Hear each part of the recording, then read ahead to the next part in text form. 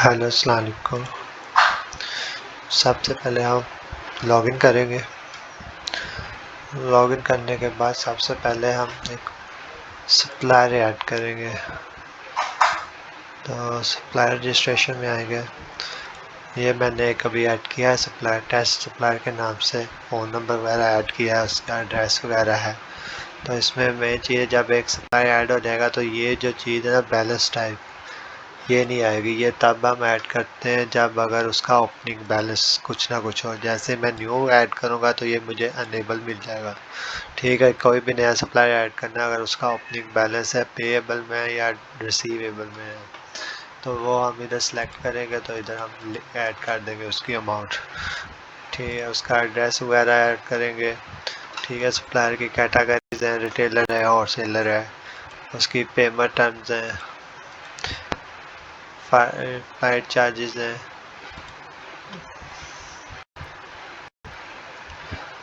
ठीक है, इसको सेव कर देगा तो सेव हो जाएगा। अभी मैं, क्योंकि अभी ये एक न्यू ऐड किया हुआ है तो इसी से मैं आगे चलूँगा। तो उसके बाद हम एक आइटम रजिस्टर करेंगे। आइटम रजिस्ट्रेशन में शुरू में आएंगे तो इसमें सबसे पहले ये तो कैटेगरी सेलेक्ट करेंगे आइटम की, कि ऐसे ये टैबलेट, इंजेक्शन, पाउडर, बुक्स है, और इधर इसी तरह इसकी फिर सब कैटेगरीज है। ठीक है, अभी मैं जैसे बुक चूज़ करूँगा तो इधर हिस्ट्री दिया जाएगा। और इसी तरह ये नीचे ब्रांड है, कौन कौन सा, या जो आइटम आप ऐड कर रहे हो किस ब्रांड की है, उसका ब्रांड नेम क्या है, उसका मॉडल क्या है, उसमें यूनिट मेजरमेंट क्या है।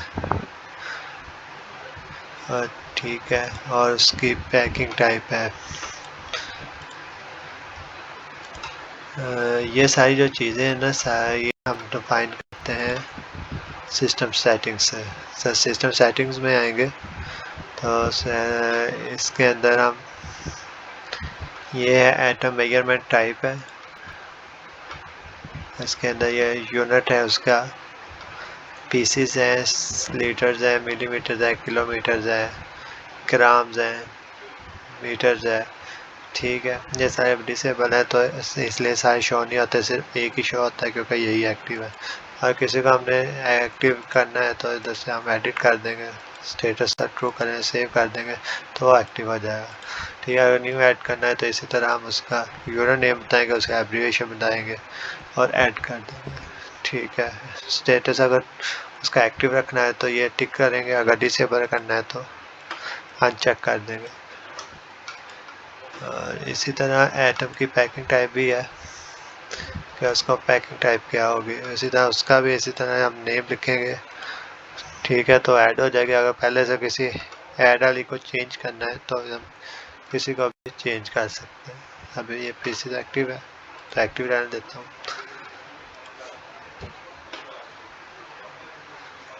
इसी तरह ये आइटम कैटेगरी है, इधर से आइटम कैटेगरी ऐड होगी। जैसे ऊपर वो आ रहे थे इंजेक्शन, पाउडर, बुक्स आ रही थी, क्योंकि इधर यही एक्टिव है। अच्छा, बाकी भी हैं लेकिन वो डिसेबल हैं। अगर आपने यूथ को नई ऐड करनी है तो ऐड पे क्लिक करेंगे, न्यू ऐड हो जाएगी। ठीक है, और साथ उसकी टाइप ज़रूर बतानी है कि वो रॉ मटेरियल है, प्रोडक्ट है। रॉ मटेरियल से मुराद ये है कि वो मुख्तलिफ आइटम्स मिलके एक न्यू प्रोडक्ट बनाती है। ये मैन्युफैक्चरिंग के थ्रू बनती है प्रोडक्ट, या खुद यही खुद प्रोडक्ट है तो प्रोडक्ट सेलेक्ट करें। दोनों चीज़ों के तौर पे इस्तेमाल होती है तो बहुत सेलेक्ट कर लेंगे।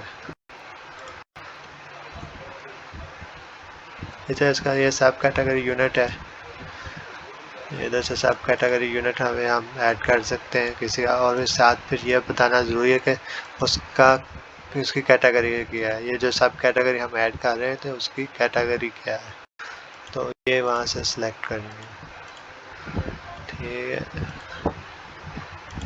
इसी तरह हम इसके कस्टमर टाइप, अच्छा ये कस्टमर जब ऐड करेंगे तो उस वक्त आएगी। ठीक है, तो किस किस टाइप का कस्टमर हो सकते हैं, कस्टमर कैटेगरी कौन सी है, सप्लायर कैटेगरी जैसे हमें अभी और होलसेलर और रिटेलर यूज़र शो हो रहा था, तो वो इधर से आ रहे थे सप्लायर कैटेगरी में। ऐसे उसका ब्रांड कौन सा है, ये 2 ब्रांड अभी ऐड है।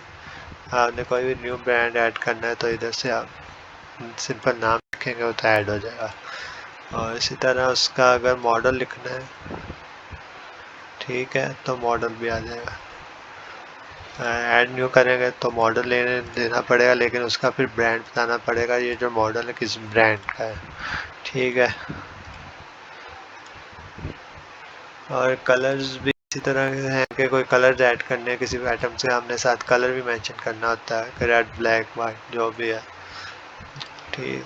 तो उस हिसाब से फिर कलर भी ऐड हो जाते हैं। फिलहाल मेरा कलर हमने बंद किए हुए हैं, डिसेबल किए हुए हैं आइटम रजिस्ट्रेशन से, क्योंकि वो इधर फिर कलर भी पूछ लेगा। जब हम एनेबल कर देंगे कलर्स को भी, तो इधर वो कलर भी पूछता है हमसे कि ये जो आइटम ऐड कर रहे हैं उसका कलर क्या है। तो हम एक आइटम ऐड करते हैं, हिस्ट्री की एक बुक ऐड करते हैं।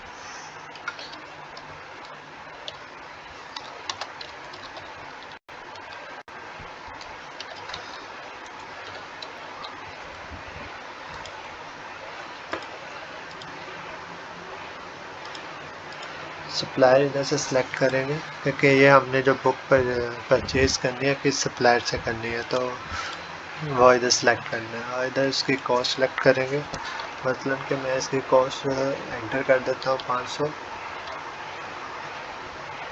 और इसकी सेल प्राइस मैं सेट करता हूँ 800। और इसके ऊपर हमने कितने % डिस्काउंट कर देना है वो हम इधर से ऐड कर सकते हैं, और बिल्कुल नहीं देना तो 0 भी रहने दे सकते हैं। अच्छा, ये जो सेल और डिस्काउंट वगैरह है ये हम सेल के टाइम में भी ऐड कर चेंज कर सकते हैं। इधर भी दे देंगे तो बाय डिफ़ॉल्ट वो ऐड कर लेगा, नहीं तो हम उधर चेंज भी कर सकते हैं। तो अच्छा, इसी तरह टैक्सेबल है कि उस आइटम पे हमने टैक्स अप्लाई करना है तो कौन सा करना है, ये भी हम टैक्स टाइप उधर से सेट करते हैं सिस्टम सेटिंग से भी। तो जो भी सिलेक्ट कर देंगे वो सिलेक्ट टाइप हो जाएगी। ये वो प्राइस लिस्ट है, जैसे कस्टमर किस तरह के कस्टमर को किस तरह क्या रेट लगाना है, कस्टमर कैटेगरीज जो हमने उधर इंटर की होती हैं तो वो इधर शो हो जाती हैं। मतलब मैं इसको 600 की बेचूंगा, और सेलर को मैं 700 की बेच दूंगा, और जनरल ट्रेलर को 800, ठीक है। सेव कर देंगे तो ये सेव हो जाएगी, ठीक है। ये बुक ऐड हो गई है, ठीक है। अभी इसका स्टॉक हमारे पास नहीं है क्योंकि अभी हमने न्यू ऐड किया, तो इसको हम सबसे पहले परचेज़ करेंगे। इसकी सिंपल परचेज ऑर्डर में आएंगे,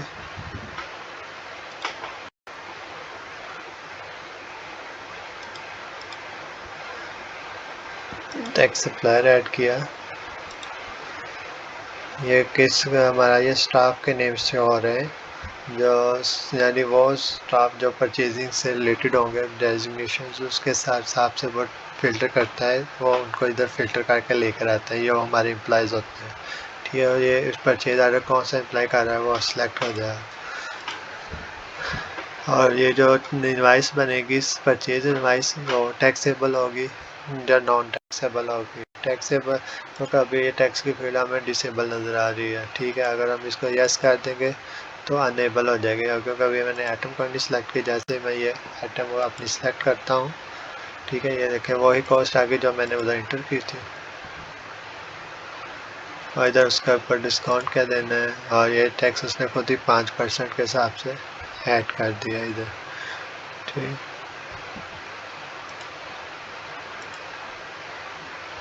इसको मैं सेव कर दूंगा, ये मेरे पास एक हो गया आइटम।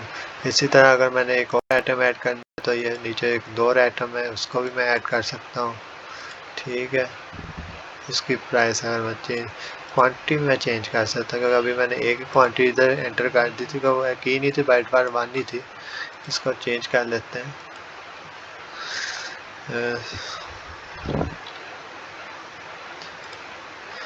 50 कर लिया, ठीक है।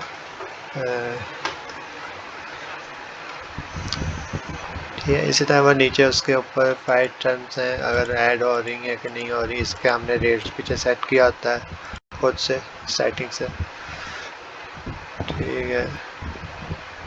तो अगर मैं इसको अभी सेव कर दूंगा तो इसकी एक परचेज ऑर्डर मेरे पास शो हो जाएगा। इसका ये ऐड हो चुका है एडिट में।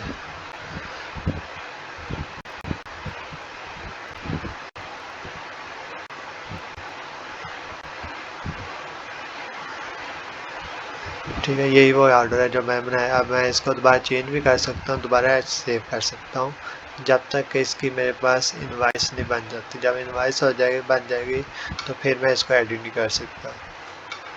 ठीक है, अभी मैम इसका ये परचेज ऑर्डर है, या उसकी डिटेल आ जाएगा।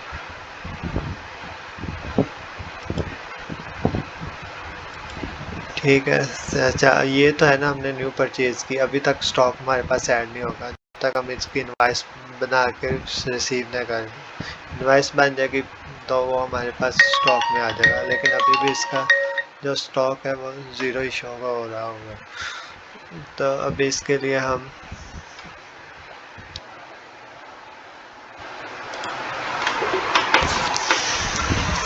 अच्छा, परचेज ऑर्डर के अलावा भी हम स्टॉक, अगर हमारे पास ओपनिंग स्टॉक पड़ा हुआ है को हम ऐड करना चाहते हैं तो वो हम आइटम रजिस्ट्रेशन में आएंगे। तो आइटम रजिस्ट्रेशन से ये साइड वाले ड्रॉप डाउन में हमें opening balance, stock opening balance का ये शो करेगा। तो इधर से हम ऐड न्यू करेंगे, आइटम सेलेक्ट करेंगे। जैसे मैं वार बुक सेलेक्ट की, क्योंकि अभी मेरे पास ज़ीरो है, तो मैं कह सकता हूँ कि मेरे पास फिज़िकली ओपनिंग बैलेंस के तौर पे मेरे पास 4 बुक्स पीस पड़े थे। अच्छा, ये वो ओपनिंग स्टॉक जो है ये पीसीस के प्रॉपर, यानी फुल क्वांटिटी होगी, वो जो उसकी प्रॉपर पैकिंग में होगी वो वाली क्वांटिटी है। और ये लूज़ है, मतलब कि अगर कोई आइटम ऐसी है जैसे बिस्किट्स के पैकेट होता है उसमें 6 होते हैं, ठीक है, और उसके फुल वाले कितने हैं वो इधर शुरू वाले में आएंगे ओपनिंग स्टॉक में। ब्लू स्टॉक में अगर कोई खुला हुआ है तो उसमें कितने पड़े हैं तो वो आएंगे। तो इधर हम कॉस्ट देंगे जो हमारे पास ओपनिंग स्टॉक पड़ा है उसके एक बॉक्स की कॉस्ट क्या है। तो ये खुद ही लूज वाला ये खुद ही काउंट कर लेगा अगर लूज में भी होगी। तो मैं कहता हूँ कि मेरे पास एक की प्राइस जो हमने वो उस वक्त 450 होगी। तो ये उसके हिसाब से खुद ही उसने 18 से कैलकुलेट कर लिया है। ठीक है, और इसी तरह हम बाकी आइटम्स का भी ऐड करते जाएंगे। तो एक बार जिस आइटम का हम ओपनिंग स्टॉक ऐड कर लेंगे दोबारा नहीं होगा। ठीक है, वो मैं इसको सेव कर दूंगा तो ये दोबारा नहीं करने देगा मुझे, क्योंकि अगर मैं दोबारा इसको ऐड करने जाऊंगा तो ये वाली आइटम इधर से ख़त्म हो चुकी होगी। अब मैं दोबारा नहीं कर सकता उसका, और ना मैं इसको एडिट कर सकता हूँ। देखें इधर एडिट बाकी सब में आता है, एडिट का इधर नहीं आ रहा, सिर्फ मैं इसको व्यू ही कर सकता हूँ। ठीक है, और इसके बाद हमने जो परचेज ऑर्डर में उसकी परचेज इनवाइस भी बना लेते हैं ताकि वो भी स्टॉक ऐड हो जाए। ये पहले से मैं एक परचेज इनवाइस बनाई हुई है, ये उसको शो कर रहा है।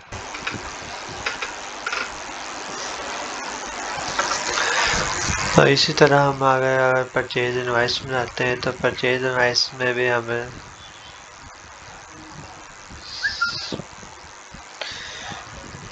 इधर जितने भी सप्लायर से वही शो होंगे जिनके ऑर्डर बने हुए होंगे, सिर्फ वही सप्लायर जो है ना परचेज इनवाइस में शो होंगे। अभी इसका एक पेंडिंग है तो ये ऐसे शो हो रहा है। तो इस सप्लायर के आगे जितने भी ऑर्डर होंगे वो इधर हमें शो करेंगे।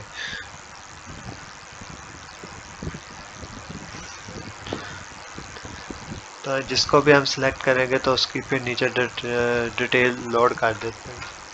जैसे अभी हमने ये क्योंकि ओपनिंग बैलेंस में 4 स्टॉक ऐड कर दिया था, वो बता रहा है कि इसका 4 स्टॉक पहले से है, 500 यूनिट प्राइस है, उसकी क्वांटिटी इतनी हमने दी है, कॉस्ट इतनी बनी है, ऊपर टैक्स इतना लगा, टोटल अमाउंट यानी नेट अमाउंट ये बन चुकी है।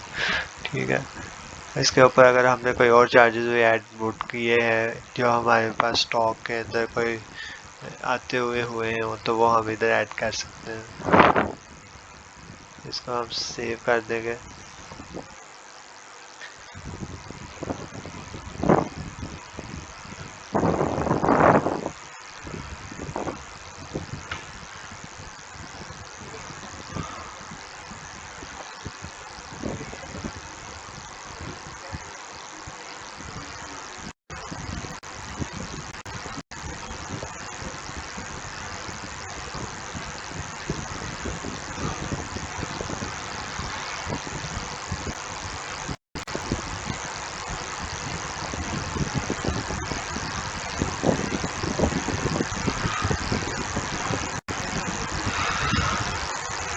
ये परचेज इनवाइस हमारे पास निकली है। ठीक है, तो ये इसकी अमाउंट लिख के आ जाएगी है जो इधर आइटम वाइज नीचे को आती जाएंगे, और ये इसका टोटल हमें शो कर रहा है। टोटल क्वांटिटी इतनी थी और टोटल कॉस्ट इतनी बनी है, सब टोटल इतना हुआ है, और डिस्काउंट ऊपर 0 है, टैक्सेस पर इतना है, और नेट पेएबल इतना बन गया। ठीक है, सिंपल सी चीज़ है। ठीक है, अच्छा इसका वाउचर भी साथ ही जनरेट हो गया होगा।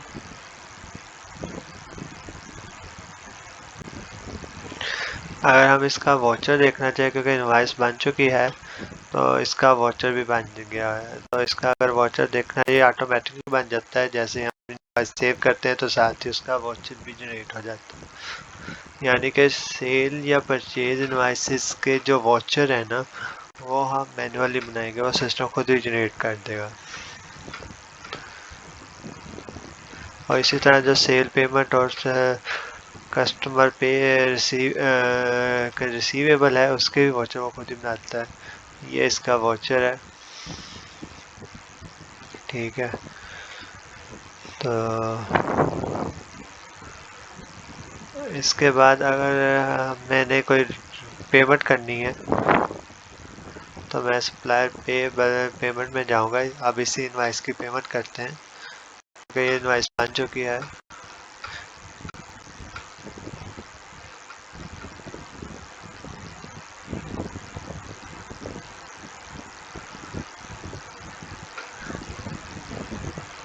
तो ये कस्टमर हमारा सिलेक्ट हो गया, बाय डिफॉल्ट एक ही है जिसकी पेंडिंग का पेमेंट है, वो सिलेक्ट हो जाएगा।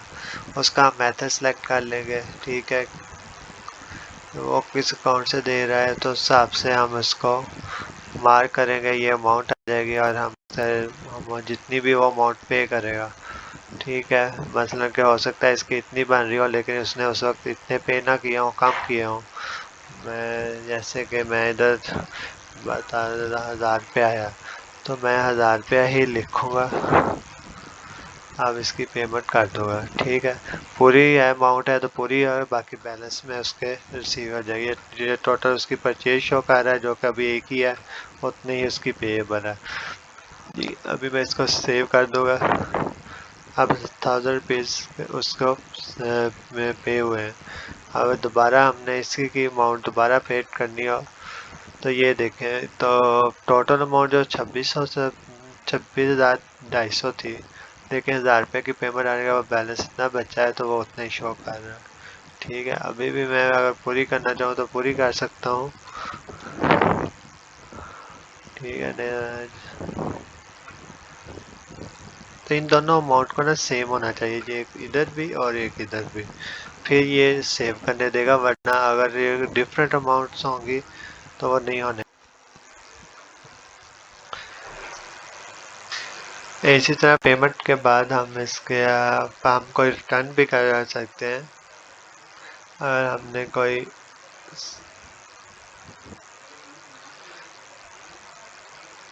रिटर्न करनी है तो परचेज रिटर्न में आएंगे। तो परचेज रिटर्न से हम सेलेक्ट करें कस्टमर, ये कस्टमर है।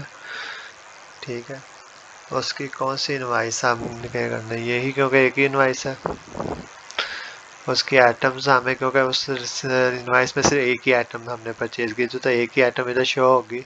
तो उसकी कितनी क्वांटिटी हम सेल रिटर्न करना चाहते हैं। ये टोटल हमारा स्टॉक हो गया 4, वो हमारा ओपनिंग स्टॉक था 50, अभी हमने ऐड किया था। ये जो 50 इस इनवाइस से हमने परचेज किया। ठीक है, तो अब मैं जितनी अमाउंट दूँ, लेकिन 50 से ज़्यादा नहीं दे सकता।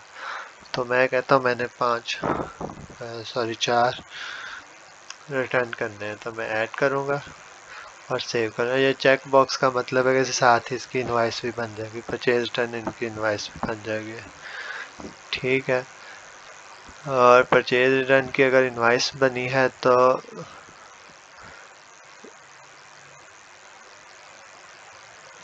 इसकी यहाँ वाउचर भी बनेगा। ठीक है, अभी हम वाउचर देखेंगे तो ये वाउचर बन चुका होगा।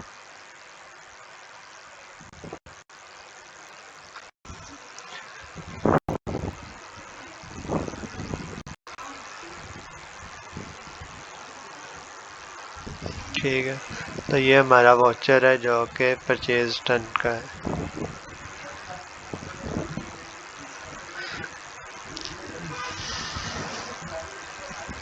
तो ये तो सारे सप्लायर से रिलेटेड सारे चीज़ें जो कर सकते हैं। अच्छा, इसके अंदर और स्टॉक ट्रांसफ़र का है कि स्टॉक एक वेयर हाउस से हम दूसरे वेयर हाउस में ट्रांसफ़र करना हो तो उसके लिए है। तो उसका ऑफिस सेलेक्ट करेंगे क्योंकि अभी हमने मेन ऑफिस के अंदर हैं। मैंने मेन ऑफिस से इस ऑफिस के इस वेयर हाउस में बेचना है। ठीक है, तो मैं इधर से एड्रेस सेलेक्ट करूँगा तो मुझे बता रहा है कि इस वेयर हाउस में ये 50 है जिस हमें करनी है। अगर मैं इधर दूसरा सेलेक्ट करूँगा तो उधर मेरे पास क्योंकि आइटम ये 0 है तो वो 0 स्टॉक शो कर रहा है। ठीक है, तो ये मैं 50 से मैंने कहता हूँ 10 इस वाले वेयर हाउस में शिफ्ट हो जाए। तो मैं 10 से 10 सेलेक्ट करूँगा। ठीक, ऐड किया और इसको ट्रांसफ़र कर दिया। तो ये साथ में उसकी एक रिपोर्ट निकलेगी।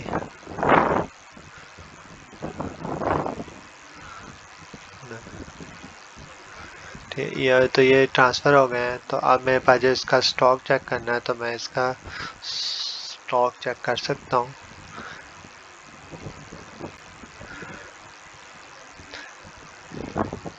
जो बुक है उसकी ये जो है वो मेरे पास 40 अभी रह चुकी है इस वाले वेयर हाउस में जो मैंने सेलेक्ट किया। ठीक है, इस वाले को अगर मैं चेंज करके दूसरा वेयर हाउस आप सेलेक्ट करके रिपोर्ट निकालूंगा तो ये मेरे पास 10 आ रही है। ठीक है,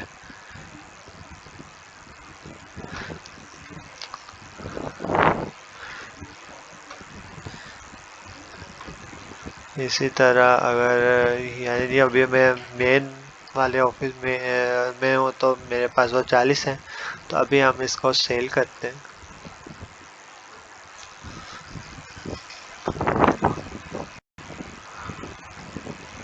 सेल के अंदर हमने ये कस्टमर है। सबसे पहले अगर हमने न्यू कस्टमर ऐड करना है तो हम कस्टमर रजिस्ट्रेशन में आएंगे। कस्टमर रजिस्ट्रेशन से हम उस कस्टमर का नाम ऐड करेंगे। तो अभी के लिए मैं कस्टमर का नाम लिख देता हूँ।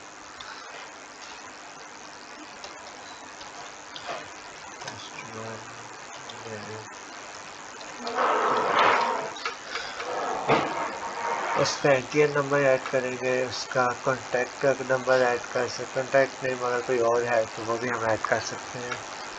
ईमेल है, जीएसटी है, ये जो सेल नंबर है ये ज़रूरी है। ठीक है, तो मैं इधर उसका कोई ना कोई वैल्यू का सेल नंबर दूंगा।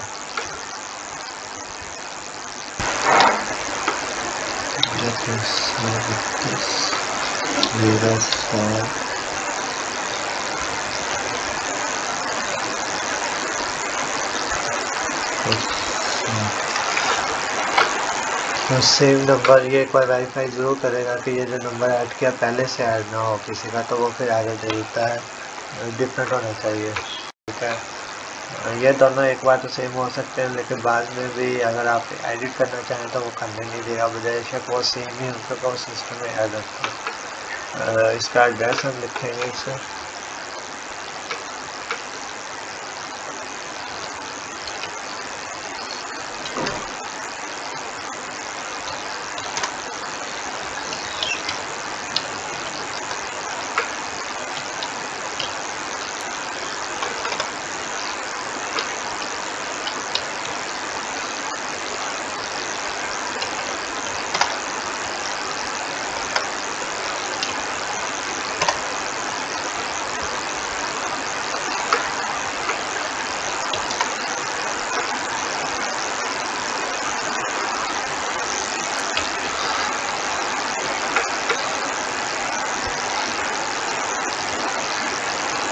सेव कर देंगे। अच्छा, इसके अंदर जो चीज़ें रह गई हैं वो मैं बताता चलो। अच्छा, इसके अंदर वो वैसे ही बैलेंस इसका अगर ऑफ नहीं होगा तो वो हम सेलेक्ट करके ले लेंगे। अगर टैक्स एग्जम्प्ट है या टैक्स है तो वो उसका कोड क्या कहते हैं वो भी आ जाएगा।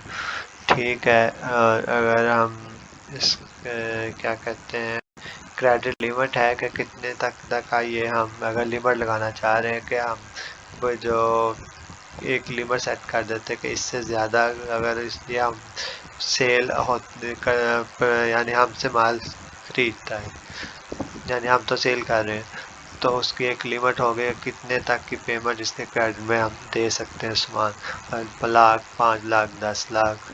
ठीक है, उसके बाद अगर वो ऑर्डर करेगा तो उसे सिस्टम ऐड नहीं करने देगा ताकि वो पहले अपनी पेमेंट्स क्लियर करे फिर वो ले। ठीक है, अगर क्रेडिट हॉल है तो ठीक है, कर रहा है कि नहीं कर रहा पहले से, तो ये उसके लिए है। ये वो चीज़ें हैं जो उधर है, ये पेमेंट टर्म है, ये सप्लायर के अंदर भी सेम। तो ये कैटेगरी टाइप है जो मैंने उधर सिस्टम सेटिंग्स में बताई थी, तो उधर से ऐड करते हैं हम। ठीक है, रेफर कस्टमर अगर नहीं है तो हम इधर इसका रेफर कस्टमर भी ऐड कर सकते हैं या किसी और कस्टमर के रेफरेंस से यार। ठीक है, तो ठीक है, तो हम इधर सेव कर देते।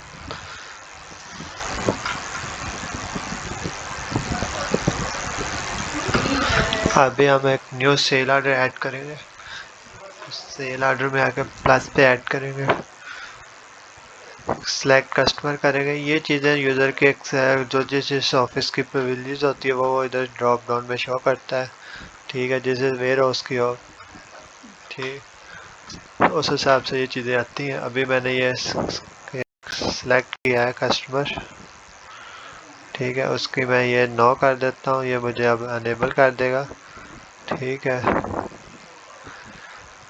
अच्छा, उसका एक ये आइटम जो कि हमारे पास क्योंकि 40 अभी स्टॉक में थी तो ये उधर से उसने रेट ठा लिया है 800 रुपया। इधर क्वांटिटी ले लेता हूँ 10। अच्छा, इसको मैं चेंज भी कर सकता हूँ। ठीक है, नीचे ऊपर जितना भी करना है तो मैं या इधर से भी चेंज हो जाएगा रेट। ठीक है, इधर डिस्काउंट अप्लाई करना है ऊपर तो डिस्काउंट भी अप्लाई कर सकता हूँ। टैक्स चेंज करना है चेंज भी कर सकता हूँ। ठीक है, बाकियों को डिसेबल भी कर सकता हूँ, सिर्फ यही शो हो। ठीक है, ये भी वो सिस्टम सेटिंग से हो जाएगा, अगर बाकी डिसेबल कर देंगे तो यही शो होगा। ठीक है, ये टैक्स आ गया और इसको ऐड करेंगे। इसी तरह जितने भी हमने सेल ऑर्डर में आइटम्स ऐड करनी है करते जाएंगे, नीचे उसका टोटल होता जाएगा। तो इसको हम अगर शॉप के पे क्लिक कर देते हैं ताकि इसके हमें सेल ऑर्डर क्या नाम है प्रिंट प्रीव्यू भी शो हो।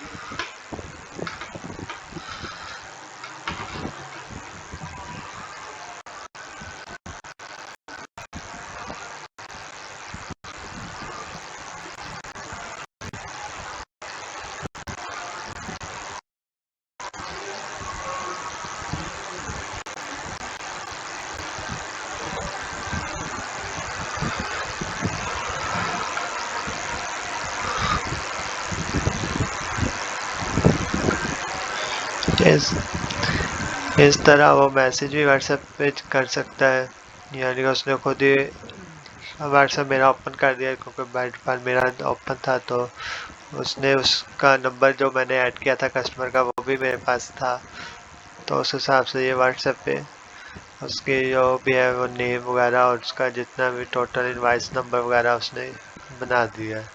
ठीक है, और ये उसका सेल ऑर्डर है। ठीक है, ये उसका नेम है, साथ उसका एड्रेस आ गया। इधर हम रिमार्क्स भी ऐड कर सकते हैं। 10 क्वांटिटी है, 800 रुपये यूनिट प्राइस है, 800 कॉस्ट बनी, 400 रुपये टैक्स बना और 8400 टोटल हो गया। तो ये सारी उसकी टोटल हो के आ गया।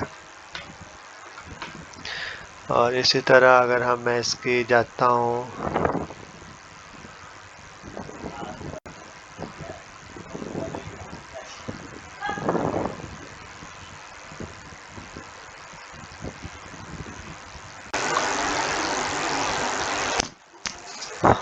अब हम इसकी सेल इनवाइस करेंगे। तो सेल इनवाइस ऐड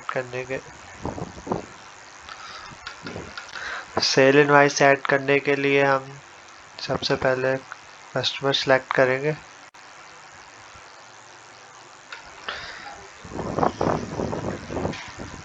अच्छा, इस कस्टमर के जितने भी सेल ऑर्डर्स होंगे वो इधर आ जाएंगे, ठीक है। और इसमें से हम इसका डिस्काउंट ऐड कर सकते हैं इनवॉइस में, बाकी कोई चीज़ हम एडिट नहीं कर सकते। एडिट करनी है तो हम पीछे पहले जाएंगे, सेल ऑर्डर को एडिट करेंगे तो फिर इधर आएगी। तो अभी मैं इसको बस सेव करता हूँ, शो कर देता हूँ।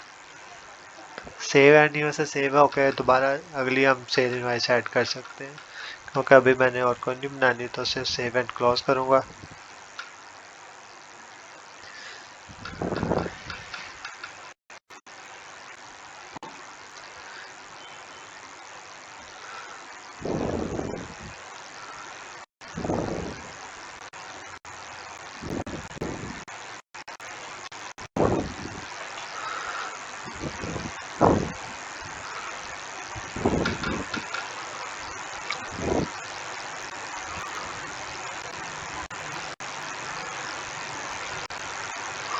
तो ये सेल इनवॉइस आ चुकी है, ये इसकी क्वांटिटी है, unit price, cost, net amounts, और ये इधर नीचे टोटल आ जाएगा, ठीक है। और ये कस्टमर है, साथ उसका एड्रेस है।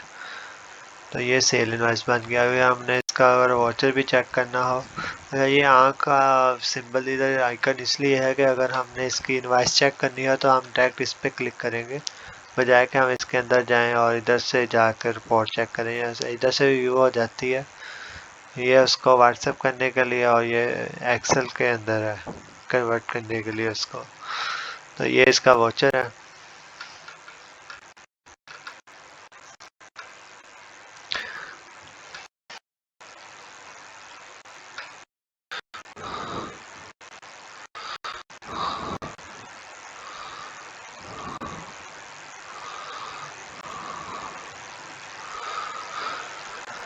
तो ये इसका सेल इनवॉइस का वाउचर जनरेट हो चुका है, ठीक है। अब हम वापस आते हैं और ठीक है।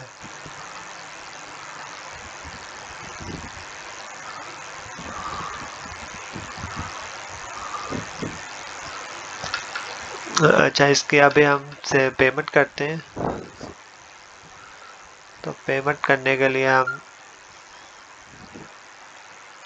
ये उसके इस पहले की जो इनवाइसेस हैं वो सारी लिस्ट शो कर दी है। जो टैक्स कस्टमर है हमारा, ये उसकी इनवाइसेस हैं सारी। और इसी तरह ये हमारे जो ऐड किया है उसकी एक ही भी हमने इनवाइस बनाई है, तो ये वो एक ही आ चुकी है। और इधर भी हम उसको टैक्स या डिस्काउंट अप्लाई कर सकते हैं अगर हमने करना हो। तो इधर टोटल उसकी पेमेंट आ जाएगी, हम पेमेंट करते हैं। इसका भी सेम ऐसे ही है कि अगर हम कम भी इससे या टोटल से कम भी दे सकते हैं, लेकिन वो फिर बैलेंस में ऐड पड़े रहेंगे आपके।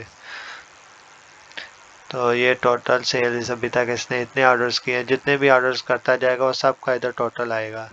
ओपनिंग इतना था, यानी टोटल सेल्स इतना किए हैं, टोटल रिटर्न्स में इतनी अमाउंट आई है, टोटल पेमेंट इतनी हुई है, और नेट पेएबल जो है वो इधर कैलकुलेट होके आएगा। टैक्स भी है और टोटल पेमेंट में डिस्काउंट भी है।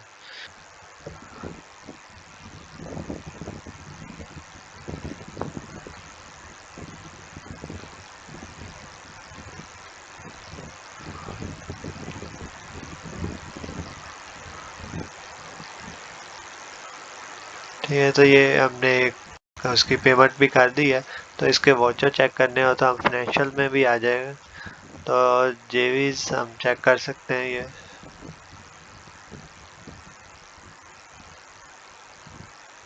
ये हमारा रिटर्न का वाउचर है, जो परचेज रिटर्न का वाउचर बनाया था।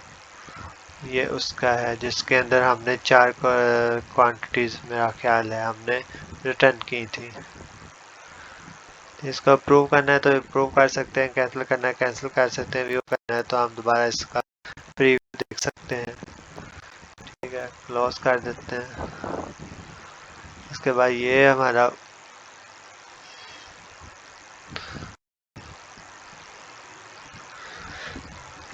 सेल इनवाइस वाउचर है, जो अभी हमने सेल की है। ठीक है, हमारा 84,000 सेल हुई थी, तो स्टॉक के हिसाब से इसने निकाला है, इसको भी इधर से कैंसिल कर सकते हैं, अप्रूव कर सकते हैं और इसको प्रीव्यू कर सकते हैं या व्यू कर सकते हैं। ठीक है, उसके बाद हमने जो पेमेंट्स की हैं, क्योंकि कैश में की हैं तो कैश पेमेंट वाउचर में आ जाएगी। जो 25,000 जो 2 बार की थी तो ये दोनों हमें शो कर रहा है।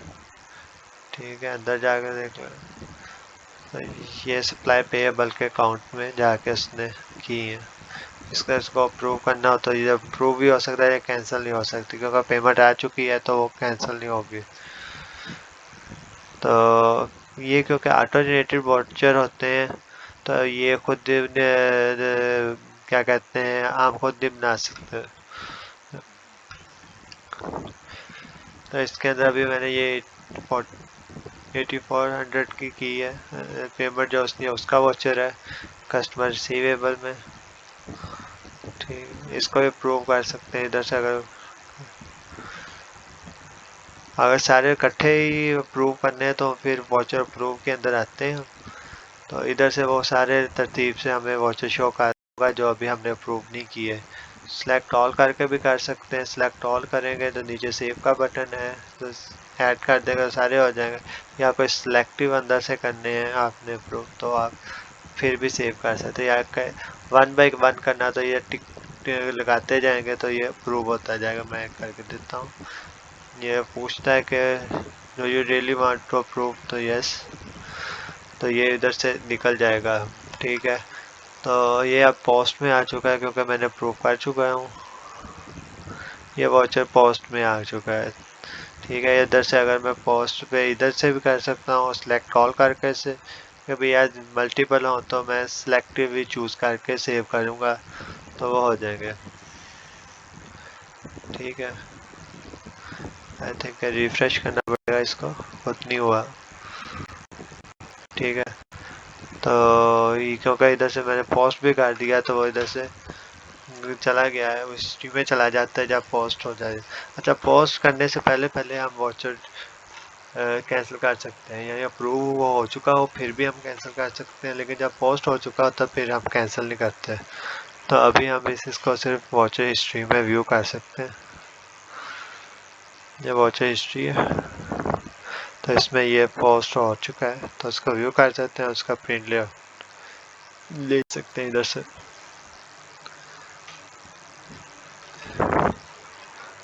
ठीक, और कुछ चीज़ें हैं वो भी मैं आपको बता देता हूँ। उसमें ये रेसिपी कार्ड है जिसके अंदर हम मुफ्त अगर मैन्युफैक्चरिंग करनी है, कोई भी चीज़ बनती है तो उसके पीछे क्या क्या रॉ मटेरियल ऐड होता है तो वो हम इधर रेसिपी में ऐड करते हैं। मतलब कि हम अगर मैं न्यू रेसिपी ऐड करता हूँ तो सबसे पहले मुझे प्रोडक्ट सेलेक्ट करनी होगी कि मैं जो रेसिपी बना रहा हूँ वो किस प्रोडक्ट की है। ठीक है, और इस हमारे प्रोडक्ट की है तो उस प्रोडक्ट नीचे मुझे रॉ मटेरियल सारा शो हो जाएगा, वो भी आइटम से ही आएगा क्योंकि अभी कोई भी मैं रॉ मटेरियल आइटम में ऐड नहीं किया हुआ तो कुछ भी नहीं शो हो रहा। तो इसके अंदर जितनी जितनी क्वांटिटी लग के वो एक प्रोडक्ट बनती है वो मैं इधर ऐड करता जाऊंगा, डिटेल लिखता जाऊंगा और ऐड करता जाऊंगा और सेव कर दूंगा तो रेसिपी ऐड हो जाएगी। ठीक है, और मटेरियल कितने ये जो मैं ऐड करूँगा क्वांटिटी, ये कितनी क्वांटिटीज बनाएगा, ये पीसेस उसका यूनिट आ रहा है कि कितने वो बनाएगा तो ये भी उधर मैच कर देंगे। उसका अगर कोई बैच साइज़ है, मैक्स बैच साइज़ कितना है वो भी ऐड कर सकते हैं। अच्छा, इसी तरह हम फिर प्रोडक्शन में आते हैं तो इसको हम ऐड न्यू करेंगे तो प्रोडक्शन में उसका एक बैच नंबर जनरेट करेंगे, कोई भी दे सकते हैं। ठीक है, ये ऑफिसर लोड हो गए आएंगे क्योंकि अभी मैं कोई भी ऑफिसर का डेजिग्नेशन इसमें मैच नहीं करता होगा तो वो कुछ भी नहीं शो कर। ये ऑफिस है, वेयर हाउस है। ठीक है, नीचे से जिससे इधर वही प्रोडक्ट आएंगे जिसकी हमने रेसिपी ऐड की होगी। ठीक है, इधर से सेलेक्ट करेंगे, डिटेल देंगे, उसकी क्वांटिटी बताएंगे कि कितनी प्रोडक्शन को बने, उसकी क्वांटिटी हमने मैन्युफैक्चर की है तो वो बताएंगे। उस हिसाब से वो खुद ही उसकी कॉस्ट निकाल देगा। इधर हमें मटेरियल कॉस्ट कितनी पड़ी है, क्योंकि जो जो उसके अंदर रॉ मटेरियल यूज़ हुआ होगा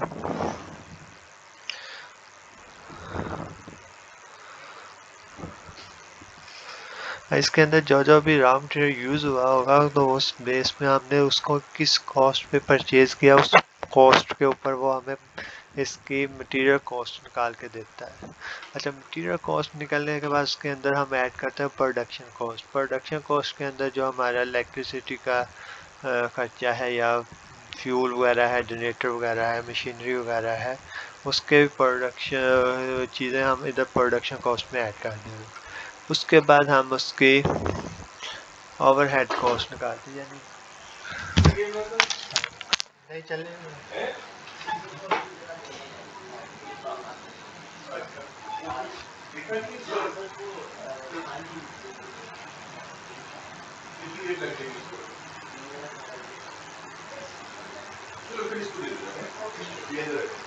ठीक है।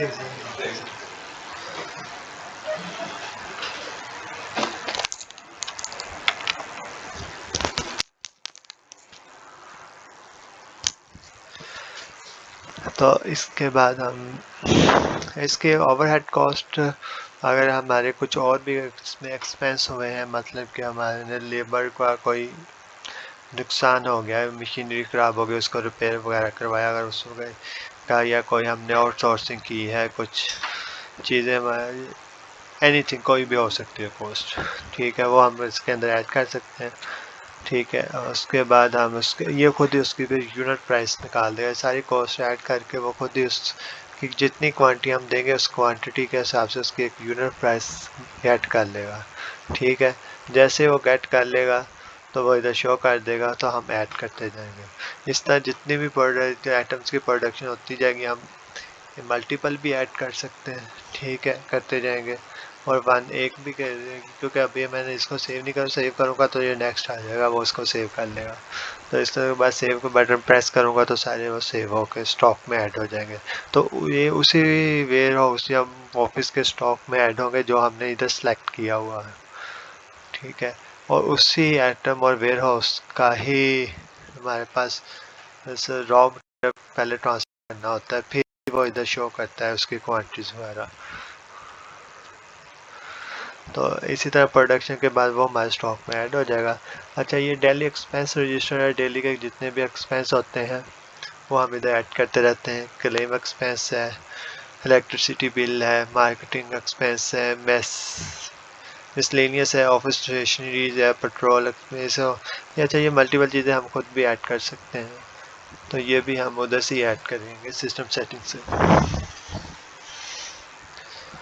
तो उसके बाद उसकी अमाउंट हम लिखेंगे, मतलब कि मैं अभी ऑफिस स्टेशनरी का डाल देता हूँ 80 रुपीज़, ऐड करते जाऊँगा।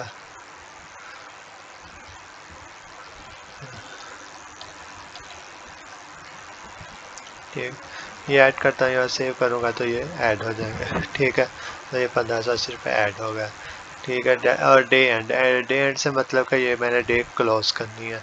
करंटली आप देखा होगा कि मैं जिस भी फार्म में जाता था तो करंट आज की डेट शो नहीं थी, मतलब कि 21 शो हो रही है, क्योंकि आज तो 28 डेट है।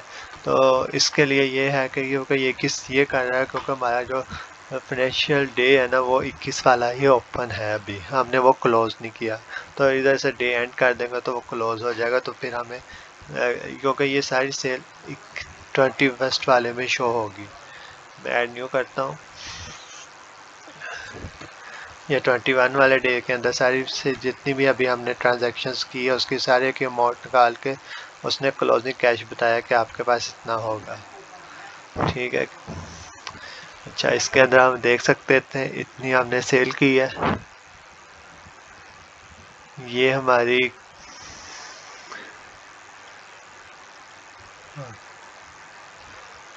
सेल वो है जो हमने के सेल कैश के थ्रू की है, ये क्रेडिट की सेल है। ठीक है, इसी तरह ये क्रेडिट रसीद है और क्रेडिट रसीद बैंक, ये कैश और बैंक ये दोनों 0 है। नेट कैश हमारे पास इतना है, ठीक है, जो आया है ये वाला। उसके अलावा कैश एक्सपेंस हमने इतने किए हैं।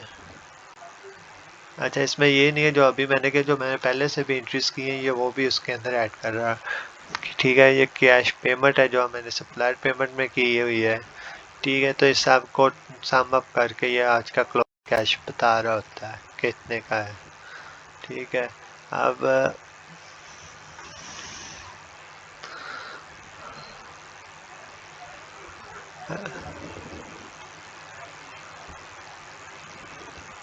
ये ऑनर कैश और बार्बर कैश।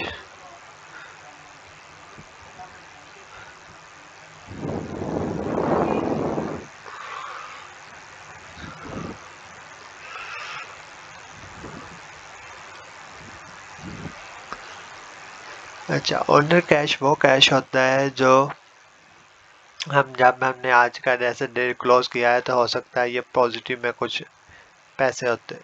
ठीक है, वो हम इधर बार्बर में बोरो कैश का मतलब है 300 रुपया हमारा बोरो है। तो अगर मैं इधर 330 वैसे लिख देता हूँ तो ये ज़ीरो हो जाएगा। ठीक है, ये नेक्स्ट डे में माइनस हो जाएगा जो भी हम करेंगे। ठीक, एक्सपेंस वगैरह करेंगे, अगर ज़ीरो रखेंगे तो माइनस में शो करता जाएगा। इसको सेव करते हैं। Closing cash should be greater than equal to zero होना चाहिए। तो इसके लिए ये माइनस में नहीं शो होगा, क्योंकि अगर हमने ट्रांजैक्शन की है तो कैश कहीं ना कहीं से तो दिया है, तो इसके लिए हमें बारो करना पड़ता है। ठीक है, इधर लिख देंगे तो ये ज़ीरो हो जाएगा क्लोजिंग कैश, यानी कि ये हमने अपनी खुद की जेब से दिए, हमने ऑर्डर के कैश से नहीं दिए। ठीक है, तो ये माइनस कर देगा और ये आगे अगले दिन में चले इधर मैं लिख भी देता हूँ तो कोई कमेंट्स वगैरह रिमार्क्स है या किस यह कहता हूँ रेंट के अंदर मैंने दे दिए थे खुद से। तो मैंने इसको सेव किया। वो क्या पूछ रहा है कि do you really want to end, मैं नो कर दूंगा। डे एंड इज सेव क्योंकि अभी नहीं किया, क्योंकि मैंने ये डेट चेंज करना चाह रहा था, क्योंकि आज 28 है तो मैं नेक्स्ट डे 28 ओपन करना चाह रहा हूँ, जैसे 27 तक क्लोज करें। तो ये मैंने ये सेव किया। ठीक, अब ये हमारे पास आ गया, डे क्लोज हो गया। ठीक है, अब मैं न्यू पे दोबारा क्लोज में जाकर देखूंगा तो इसके अंदर हमें मुझे ये जो 330 रुपए जो पिछले दिन के थे वो इधर ऐड होते नज़र आ रहे हैं। ठीक है, कैश एक्सपेंस में। ठीक है, और अभी भी वो -330 नज़र आ रहे हैं, क्योंकि ये मैंने पहले से जो अपनी जेब से दिया है तो इसलिए ये मैंने लेने हैं। तो वो एक्सपेंस के अंदर चले गए। अभी वो मैं आपको दिखा भी देता हूँ, जो हमने एक्सपेंस रजिस्टर में भी ये खुद ही ऐड हो जाते हैं। ये देखिए, वो एंट्री उसने इधर खुद ही ऐड कर दिया एक्सपेंस में।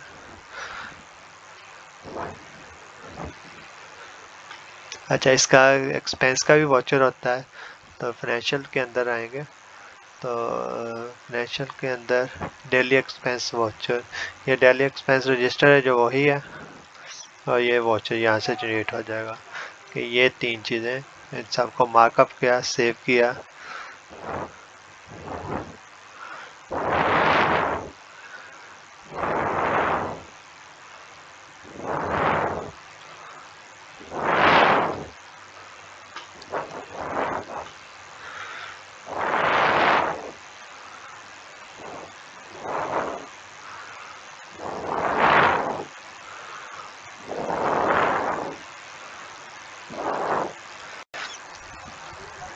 मेरा ख्याल है कि ये ऐड हो चुका है। आप इधर चेक कर सकते हैं कि ये ऐड हुआ कि नहीं। ये 900 रुपया डेली एक्सपेंस का ऐड के नहीं है, ये कोई पुराना है।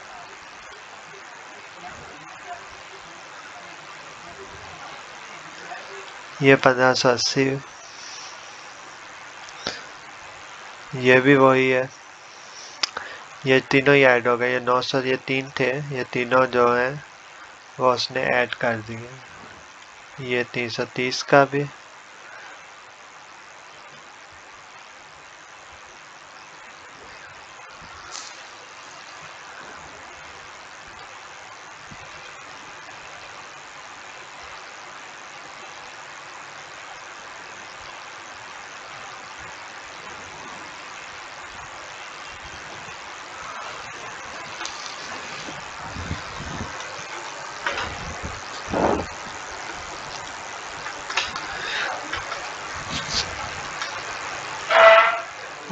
इसी तरह इधर ओपनिंग बैलेंस है, जो मैंने ओपनिंग बैलेंस ऐड किया है तो उसको हम यहाँ पे उसका भी वाउचर ऐड कर सकते हैं। अच्छा, ओपनिंग बैलेंस हमारा किसी भी अकाउंट का हम ओपनिंग बैलेंस ऐड यहाँ से करेंगे, मतलब कोई ये सारे हमारे आउट ऑफ अकाउंट के सारे अकाउंट आ रहे हैं तो हम इसमें से किसी भी अकाउंट का अगर ओपनिंग बैलेंस डेबिट है क्रेडिट है ऐड करते जाएंगे तो ऐड हो जाएगा। ठीक है, ये उसके लिए है।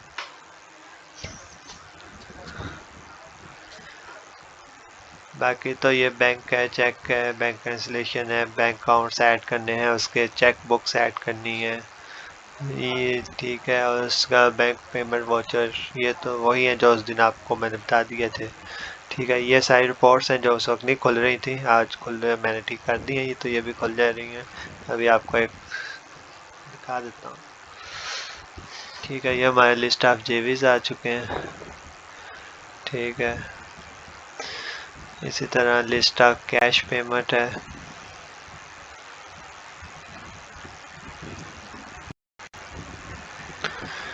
ठीक, बैंक पेमेंट अभी नहीं की, कैश रिसीट है।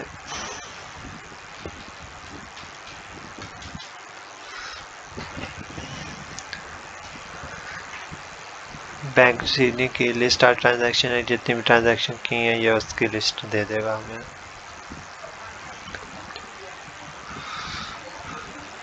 ठीक है, उसके बाद जनरल लेजर है।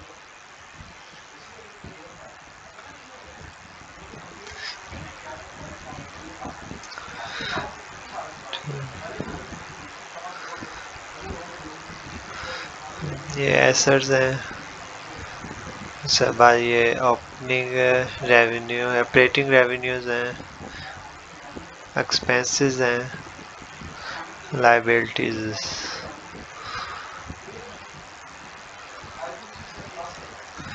उसके बाद ये बैंक लेजर है, ये कैश लेजर है, क्योंकि बैंक लेजर अभी हमने कोई बैंक की पेमेंट नहीं की।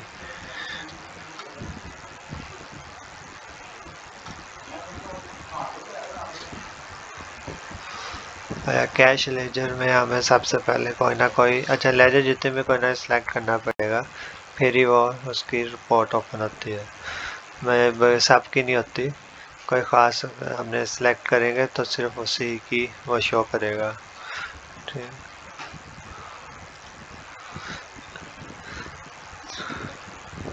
कैश ट्रायल बैलेंस है।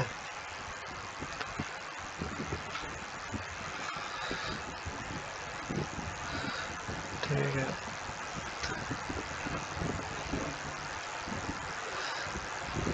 बैलेंस शीट है।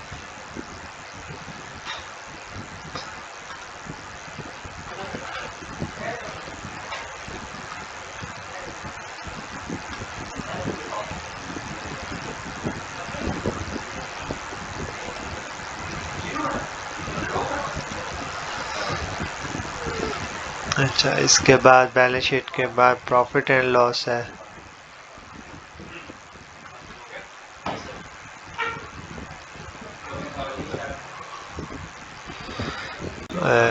उसके बाद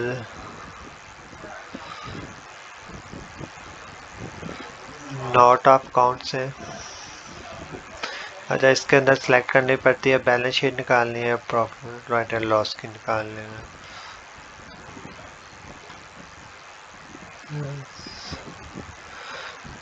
ठीक है, इसके बाद अच्छा, इस फाइनल का टिक का मतलब ये है कि क्योंकि रिपोर्ट के वाटर मार्क पर विजुअल शो हो रहा है, जब फाइनल करेंगे तो फिर ये ख़त्म हो जाएगा अंदर से।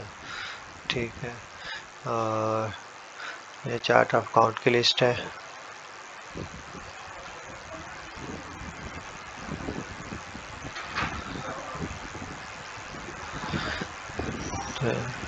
इस तरह सप्लाई चेन्स के अंदर भी ये जो रिपोर्ट्स हैं ये भी आप चेक कर सकते हैं, जितनी भी सेल से रिलेटेड है, परचेज से रिलेटेड है। तो ये कस्टमर लिस्ट है, पेड है, अनपेड है, बैलेंस है उसका, यानी टोटल सेल इतनी है, रिसीव इतने हो चुके हैं और बैलेंस उनका इतना रहता है। ठीक है, इसी तरह उसकी बाकी ये सारी रिपोर्ट्स आप चेक कर लीजिएगा। आप ये सारी ओपन हो रही हैं, कोई भी नहीं है जो ना हो के खुल ना रही हो या एरर दे रही हो।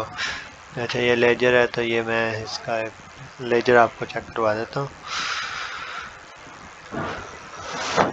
ये हमारे एटम का लेजर है, ठीक है।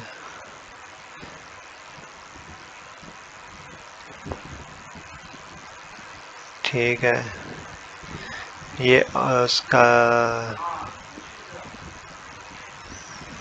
50 डेबिट हुआ था, बैलेंस भी 50। उसके बाद परचेज रिटर्न में 4 चले गए, 4 वैसे सेल 10 सेल से निकाल दिए, हमने सेल आउट किए थे। ट्रांसफर ये हमने क्या कहते हैं कि ट्रांसफ़र किया था स्टॉक को, ये स्टॉक ट्रांसफ़र में चले गए 10, और 4 का हमने ओपनिंग बैलेंस डाला था, 4 ये वो है, ठीक है। ओपनिंग बैलेंस है, ट्रांसफ़र है, सेल है, परचेज टर्न है, परचेज है, ये उसका टोटल अभी बैलेंस 30 शो कर रहा है। 40 थे, 10 सेल किए थे, 30, ठीक है। इसी तरह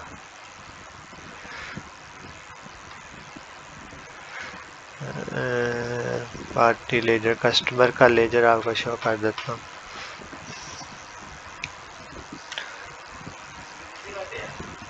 कस्टमर हमने ऐड किया,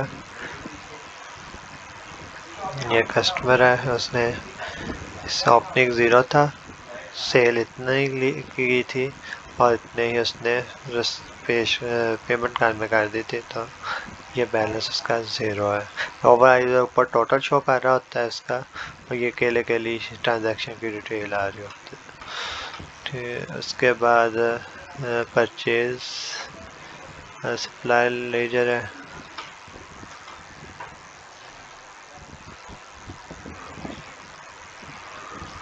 सप्लाई लेजर सॉरी हमने सेलेक्ट करना था स्टैक सप्लायर, ठीक। इसका अपनी बैलेंस कोई नहीं था, इसने परचेज पहले इतने की थी, रिटर्न इतने की कर दी, इतनी रिटर्न भी की है, और ये पेमेंट पहले 1000 की है, फिर 25,000 है, और इतने इसके के रिमेनिंग में रहते हैं।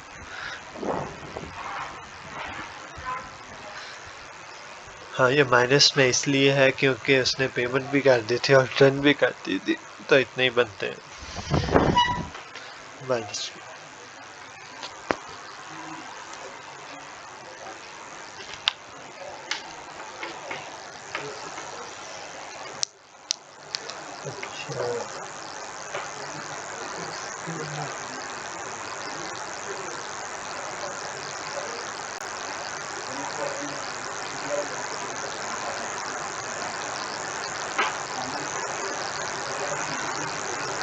ये पूरे दिन की समरी शो होती है, ठीक है।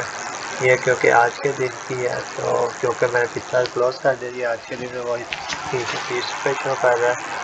मैं कल के डेट की देखूँ, ये 21 की जो थी इसको व्यू करूँगा, तो वो मुझे ये सारी वही जो हमें डेट क्लोज के ऊपर दिखी थी, ये सारी वही है।